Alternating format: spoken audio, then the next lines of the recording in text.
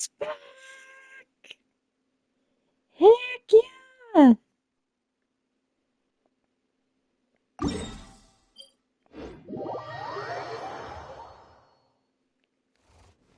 Super Sachibai is now live. Streaming Genshin Impact, LIBEN.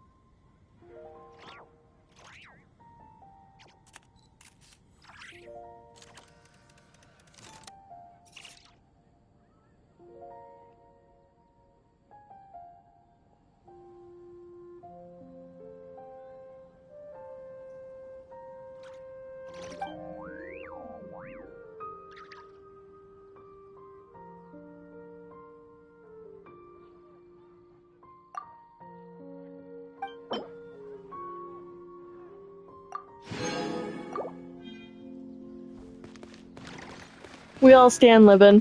Anyone who doesn't stan Libin, you're not a true Genshin fan. That is the only time I will say that. We all stan Libin. Moon pie. That's right.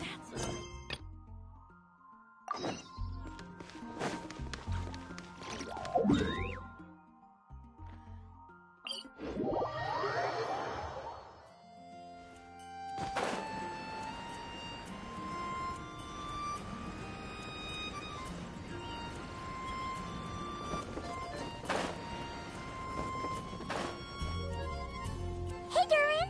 Any more clues for us? We're all set for the next chapter. Yeah, I was just about to come find you. Let's see what it says. Now sprout to life the story's seeds, stirred by wind-born melodies. Then on that breeze the music leaves, fading into distant memories. Seek the place where wind and tale entwine, and once there, make 3 riddles into verse, and 3 melodies into song. For in poetry and song will this story start to blossom. Come on! Another riddle? All that talk about wind and melodies? What do you think the answer could be?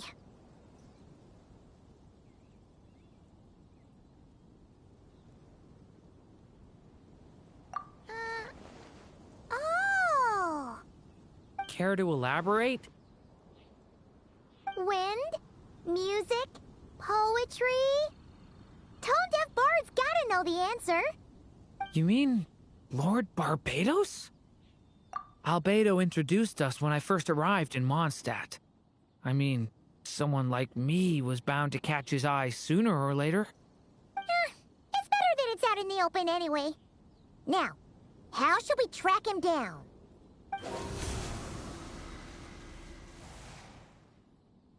I'm pretty sure he's already caught wind of what's going on here. Why don't we just see where the wind takes us? Right. He definitely makes it easy to forget he's a real god sometimes.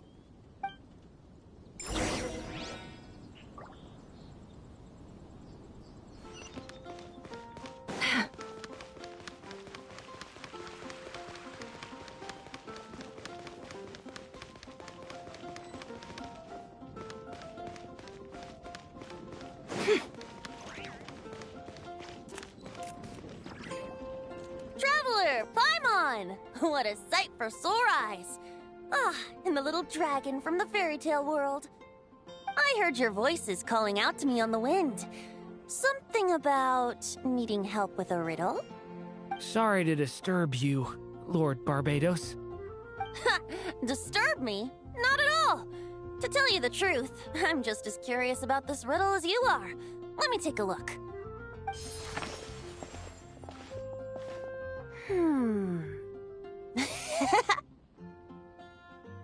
What is it? Did you figure out the answer? 3 riddles and 3 melodies. That sure takes me back. The answer you seek lies hidden in memory. Looks like running to Tone-Deaf Bard was the right call after all. Long ago, those mages came to Mondstadt, seeking to test their strength against mine. But I replied, let us make music, not war, and resolve our conflicts through song. So I strummed my lyre and sang them this verse. O wind, welcome now, my guests. Pass through verdant leaves unseen, where shape your formless self may take, and offer up a graceful scene, a fleeting gift for welcome's sake. Leap at the edge of a sea of clouds, where land meets sky and sky meets ground. There frighten off the noisy crowds and bring my guests a calm profound. Fly beneath the stars up high, where mortal noise is swept aside, that my dear guests with starry eyes may share the dreams they hold inside. Now go to where I vowed to keep a quiet spot for them to sleep. No clash, no contest bars the way, just tea and mirth to fill the day. There you have it, the 3 melodies.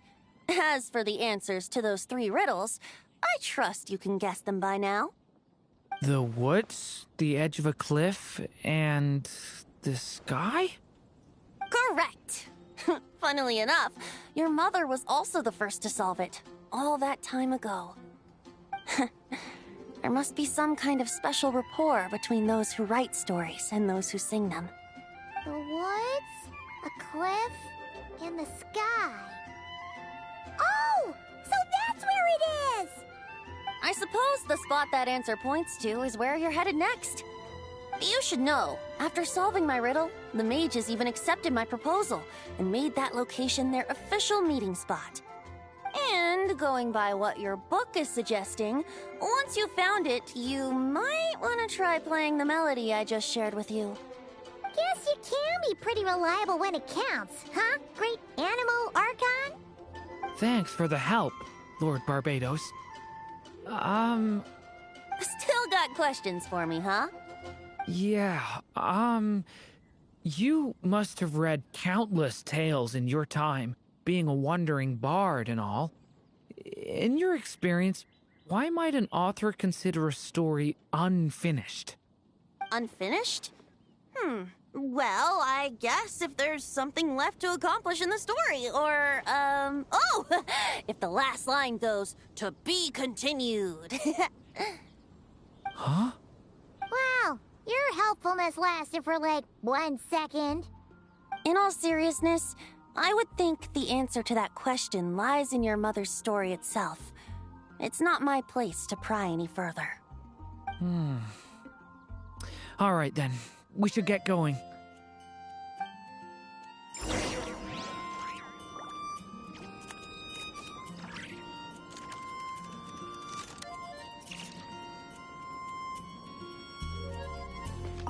I wonder when their next meeting will be. Okay,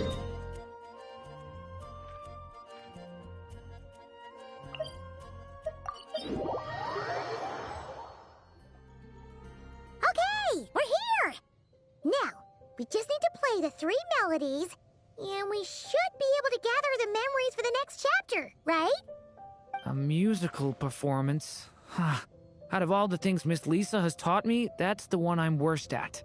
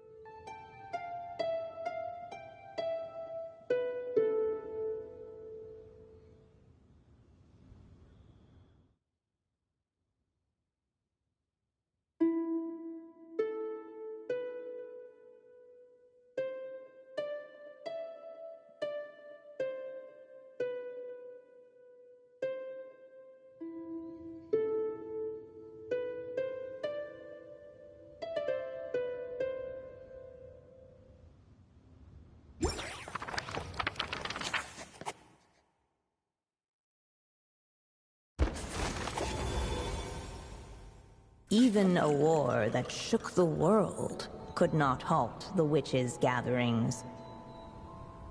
Yet even so, with the passing of time, 3 of their teacups no longer came to be set. The witches did not linger long in sorrow, for the Story Witch had brought glad tidings of her own. Born was her dragon child, safe and sound. Her fellow witches offered up their blessings, eagerly debating how to celebrate the child's birth.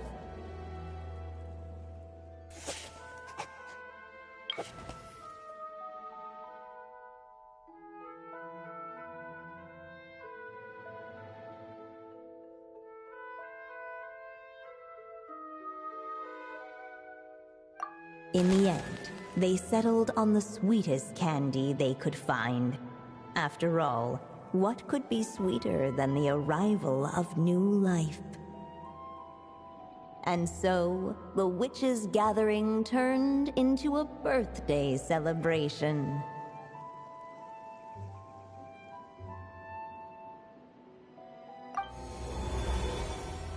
So, we're back in the story world, huh? As if from nowhere, new guests appeared at the witches' table. Perhaps they too had come to celebrate the dragon child's birthday.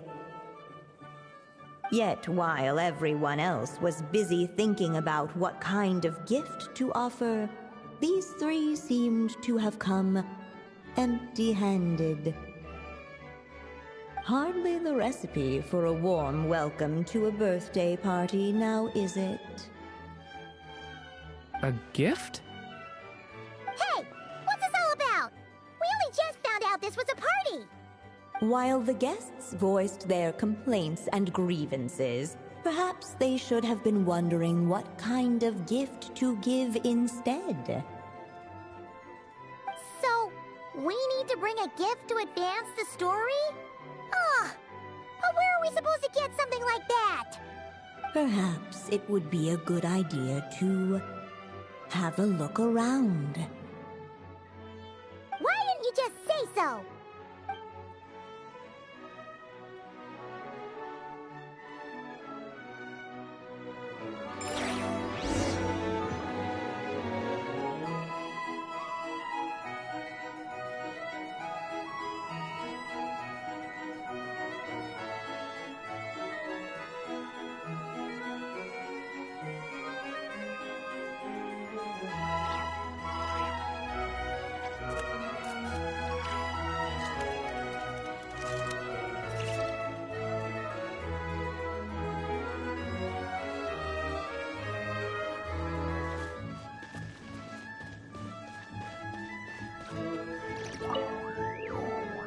Hey, is that the other Durin? Hey, Mini Durin! Nope, no reaction. Seriously, did he doze off at his own birthday party? Brought to life by the witch's magic ink, the dragon child played with animated glee each time the tip of her pen danced across the page. Yet she could not spend all her time writing. For the upcoming witches' gathering, she had no choice but to set down her pen.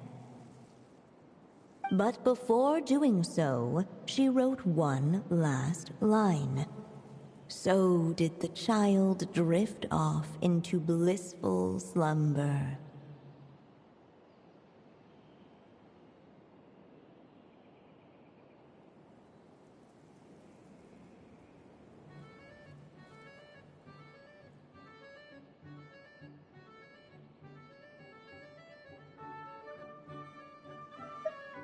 Well, that's a bit convenient.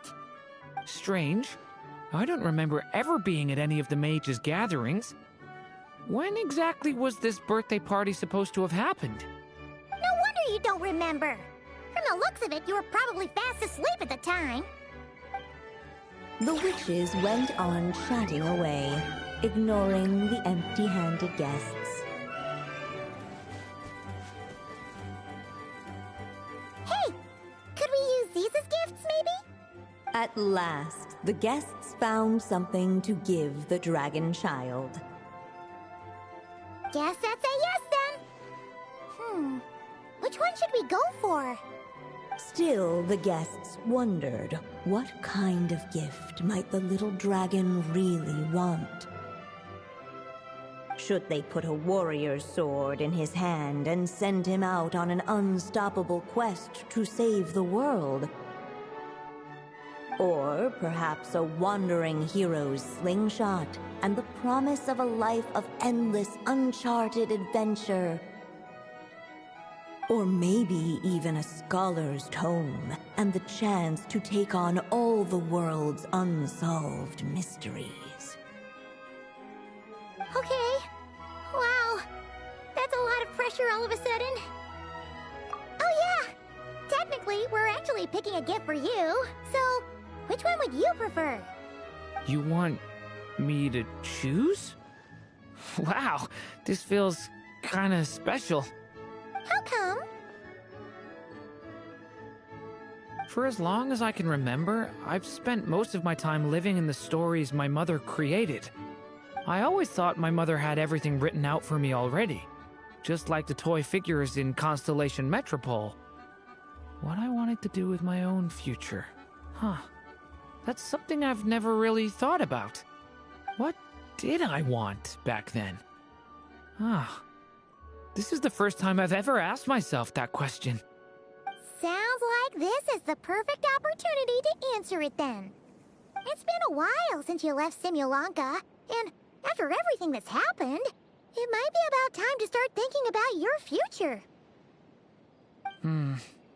Then let me give it some thought.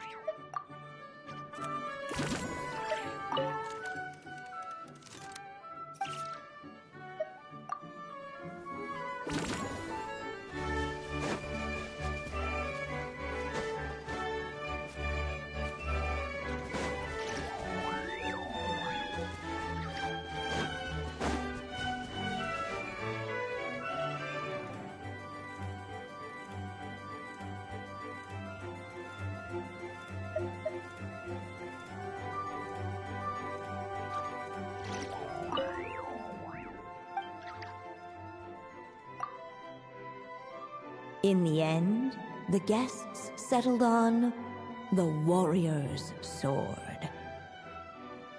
So, your dream is to become a warrior? I just really want to be able to keep people safe. If my time in Nodcry taught me anything, it's that a lot of problems in this world can only be settled by strength of arms. As long as I can help people, that's enough for me.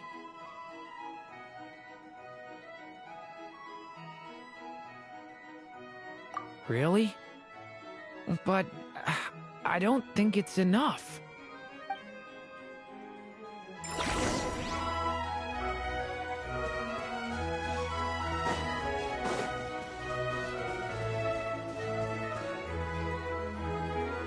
Alright. They should let us in now that we've got a gift, right? Hello there. Brought a gift this time? The newly arrived guest presented his gift, wishing the little dragon a future as an indomitable warrior. Accepting the guest's blessing, the Story Witch invited him and his friends to take their place around the table.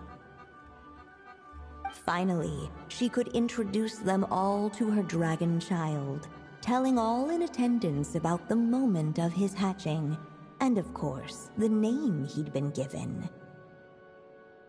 It was then that the Seer Witch, diviner of the stars, withdrew her gaze from the heavens and turned a sorrowful glance upon the little dragon. You gave him the same name as that evil dragon? That's right. But the life I intend for him shall be very different. What folly, to love so blindly. For as you must know, a name is the mirror of destiny itself. He who bears an evil dragon's name must also inherit the fate of its previous owner.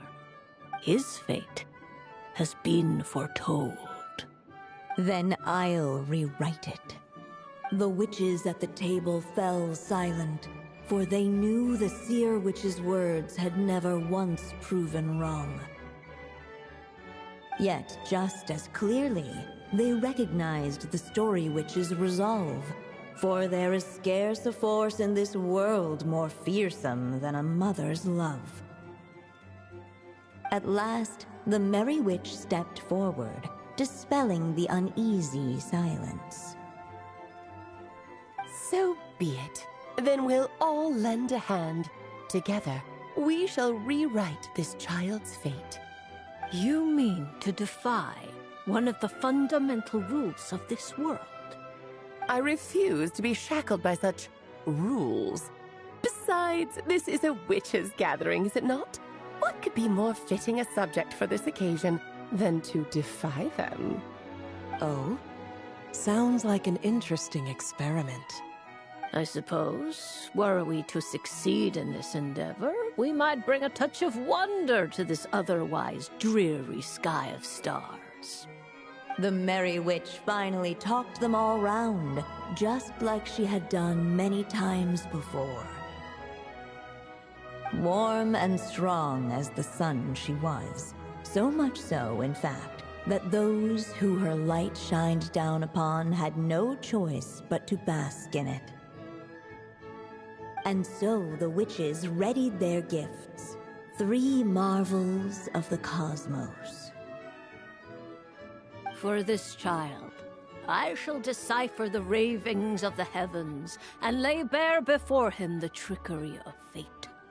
For this child, I shall leave a formula powerful enough to unravel the very origins of this world, that he may seek another solution for the conundrum of his life. For this child, I shall call upon wondrous magic to make possible his impossible wish. All the story witch had was the pen in her hand, yet with the love that flowed from it, she resolved to bring forth a marvel of her own. For this child, I shall leave behind the last story I will ever write, and with it, a path to an ending yet untold. With the witch's blessings given and received, the little dragon's fate at last began to turn. In the midst of the dragon child's birthday celebration, the seer witch proclaimed her prophecy. The child had been given the evil dragon's name, and with it, the burden of its fate. But hearing this, the story witch vowed to rewrite it all, for such was her love and resolve. And so the other witches offered their gifts in turn, marvels as rare as any in the cosmos. Together, they sought to test one of the fundamental laws of this world, in part to support a mother's love, and in part to sate their own curiosity. Oh, and I almost forgot. Our new guests came bearing blessings of their own. Who knows? Perhaps this extra bit of courage might be all the little dragon needs to change his fate.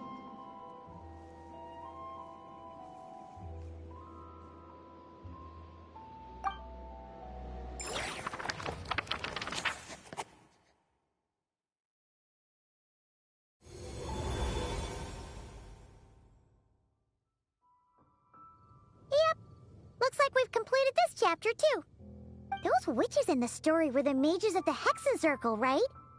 They sure seem to care a lot about you, Durin. But, Paimon kinda had trouble following their conversation. Just a bunch of mystery, as usual. The evil dragon's fate. Oh, is that what you're worried about? But didn't we already take care of that?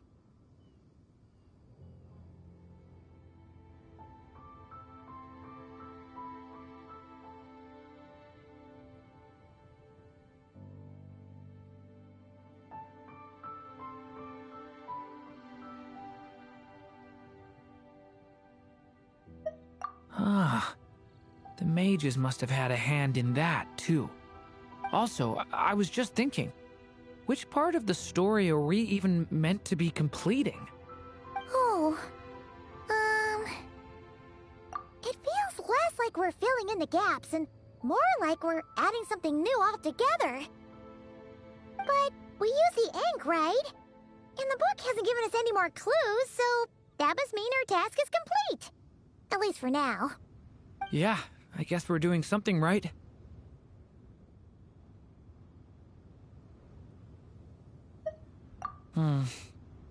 Maybe I'm overthinking things. It's just, this is my mother's final wish, so I don't want to mess it up. Anyway, thanks for all your help. I'll let you know as soon as the book reveals a hint about the next chapter. Okay then. See you in the next chapter.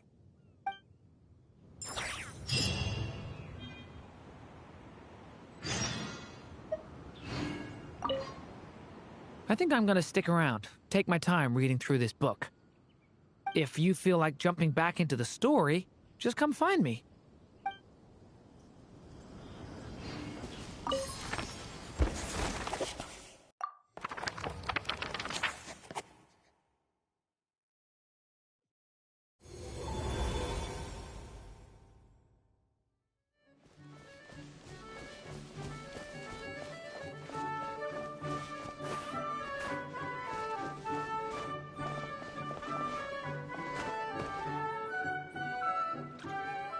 This is such a small little bit, but it's also so freaking cute.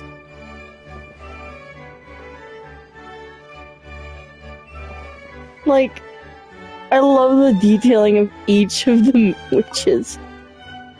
As of late, the Tricksy Witch has nearly the entirety of the snowy lands in her grasp. Now none but the Tsar can command her submission.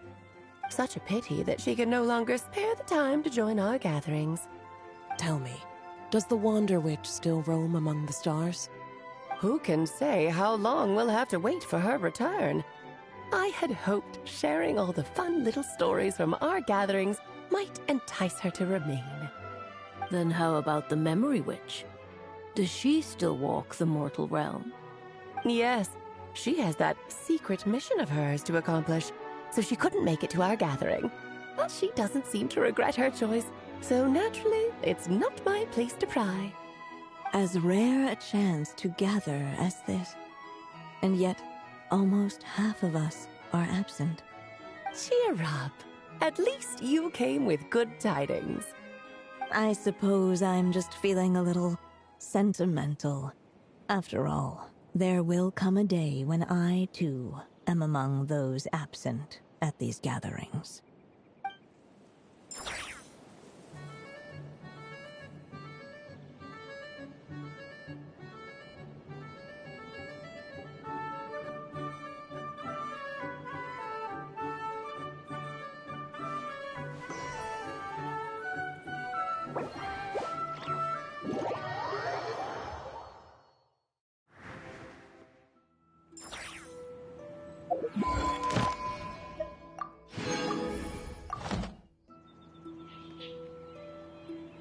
I wanted to do it just small little bit, and on probably the last day of this, I will focus on the main story. Just because that way I have them both being done at the same shot. So, until next time, I hope you all have a great day, night, sleep, whatever it is you're doing. I hope it's a good one. I hope it's awesome, and I'll see y'all next time. Take care, guys.